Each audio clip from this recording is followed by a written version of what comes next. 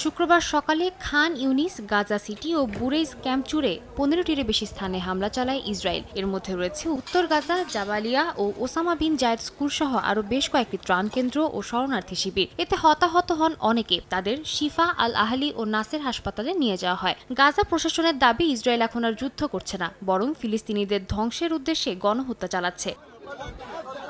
এদিকে গাজার সরকার দাবি করেছে, যুক্তরাষ্ট্র ও ইসরায়েল সমর্থিত কিছু সাহায্য কেন্দ্রে বিতরণকৃত ময়দার বস্তায় পাওয়া গেছে অক্সিকোডন নামে নিষিদ্ধ ওষুধ। তাদের দাবি, ইচ্ছাকৃতভাবে এসব নেশাদ্রব্য সরবরাহ করা হচ্ছে, যা সরাসরি জনস্বাস্থ্যের বিরুদ্ধে যুদ্ধ।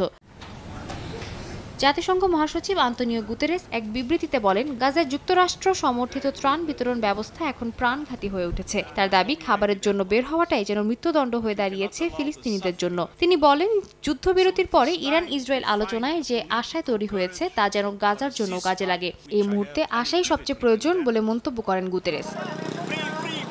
এই পরিস্থিতিতে জনরোষ ছড়িয়ে পড়েছে মুসলিম বিশ্বজুড়ে। ইন্দোনেশিয়ার শত শত সাইকেল আরোহী বিক্ষোভ করেছেন যুক্তরাষ্ট্র ও ইসরায়েল বিরোধী স্লোগানে। ইয়েমেনের সানায় লক্ষাধিক মানুষ রাস্তায় নেমে ইরানের জয় উদযাপন করেছে আর গাজাবাসীর প্রতি সংহতি জানায়। হাউথি বিদ্রোহীরা জানায়, ইসরায়েলকে থামাতে তারা আবারও ক্ষেপণাস্ত্র হামলার প্রস্তুতি নিচ্ছে।